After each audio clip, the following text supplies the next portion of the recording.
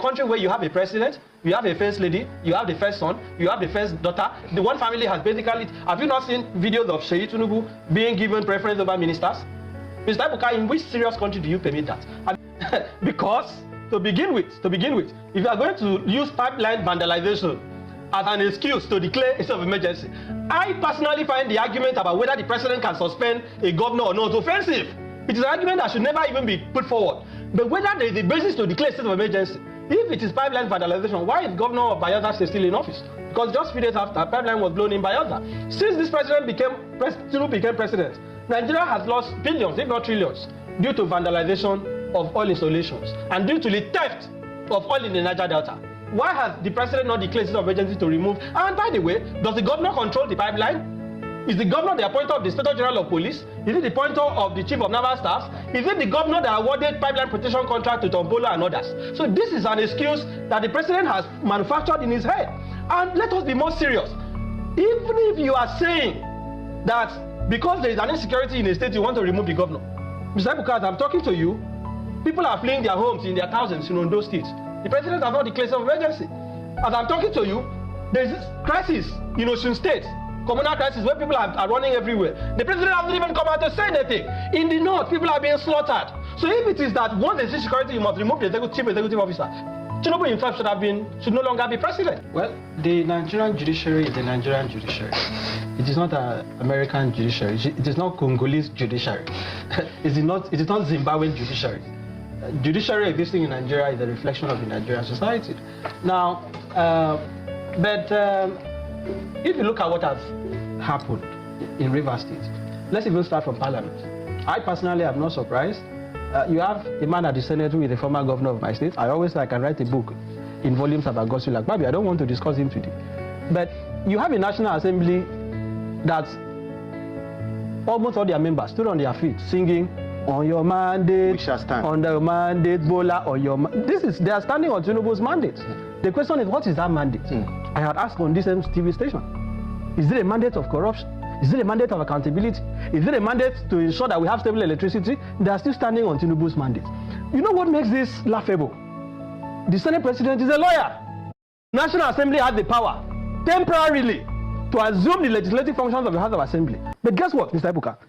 That same section 11 says that where that is the case, they shall not have power to remove the governor or deputy governor. So assuming that the argument is even that the Rivers State House of Assembly is unable to function, okay, and National Assembly is to intervene, the Constitution says they cannot remove the governor. Now, guess what again?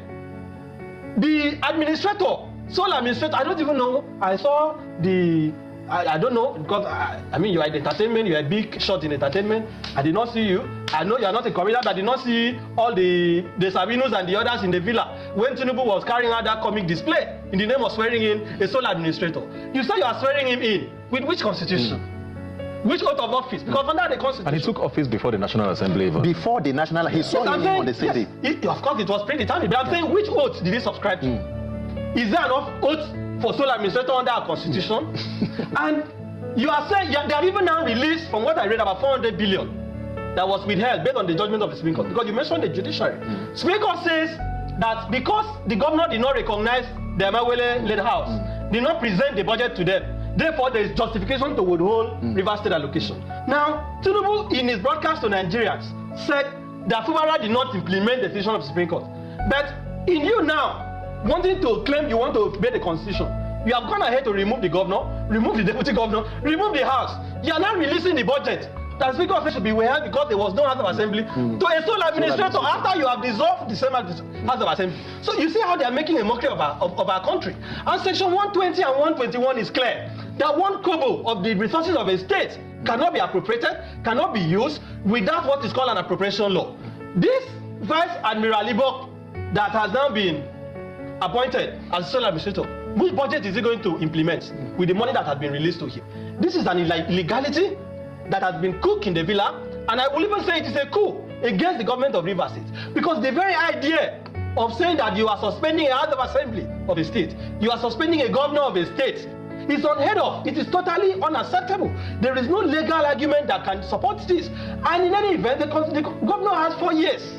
He cannot be denied 1 hour of that 4 years, except for the circumstances that are earlier highlighted. So who is the president to say that he can sit in a villa, make a broadcast, and remove the governor? What stops Tinubu tomorrow from suspending the 36 state governors? All he needs to do is to manufacture a non-existent excuse. And that is why the Nigerian Bar Association, which I am a member, the current leadership led by Famozigwe SNN, has rightly deprecated what has happened.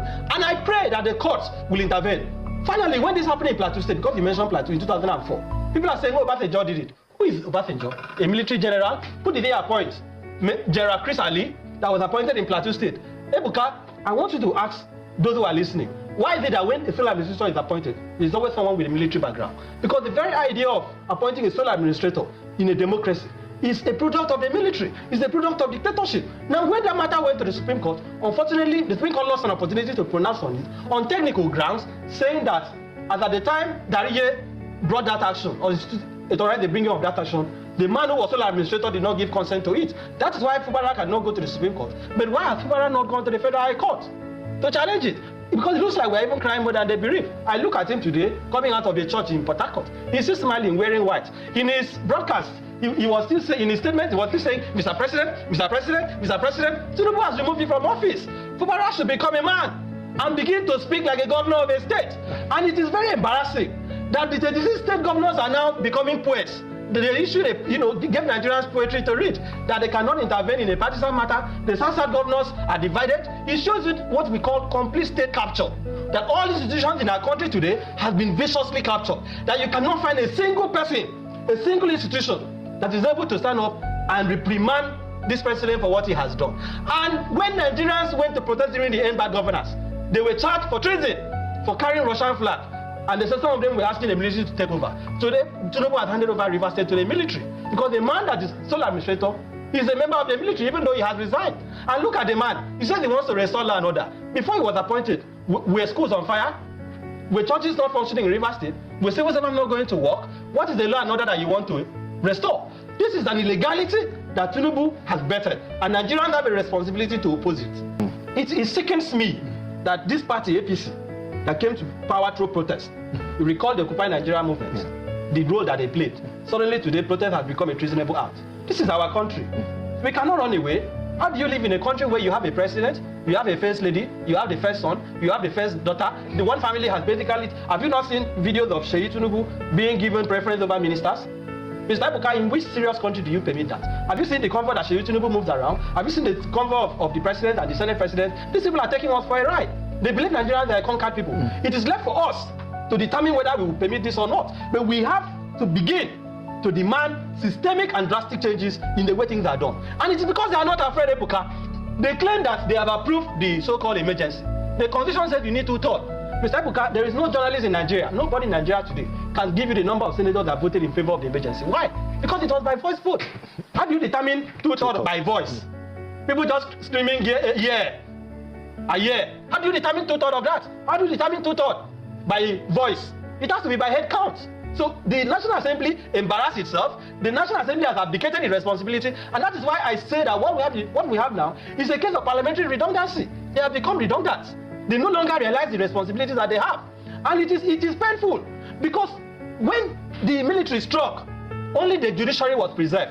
Normally, they will attack the dissolve the executive, dissolve the legislature, and now use ouster clauses to limit the powers of a court. But the judiciary is always standing. But these lawmakers, so-called lawmakers, that are saying that on Tinubu's mandate they must stand, they did not even have the decency to allow for a head count, to even say, oh, we want to legitimize the legality. The fact that there was no head count, that we cannot say how many members of the House of Reps voted for the emergency, we cannot say how many senators voted, it shows you how decayed, it shows you how flawed our governance system is. And that is why the people must make up their minds whether they want to live as slaves or they want to live as citizens. Because what is happening today, quite sadly, is looking at as if Nigerians are being treated as slaves in their own country. And it pains me that you couldn't have even one senator, not even the Senate minority leader, not the minority whip, not even one. The Syria Kedix, former governor Bayelsa, that even tried to speak. He had to work out with Baribe and others. Opposition is dead in the National Assembly. Opposition is dead in our country. The same thing in the House of Reps. It is very shameful. It is very shameful that this is the situation that we have found ourselves. And I want to disagree with him. Tinubu is not a Democrat. You know, in mass communication, there is what we call proper labeling. I don't know where Tinubu said he's a Democrat. If he had claimed to be a Democrat in the past, his assumption of office as president and his actions has shown that contrary to what he has said, this is a full dictatorship. So they are not pretending to be Democrats. They know they are not Democrats. Tinubu himself knows that he's not a Democrat.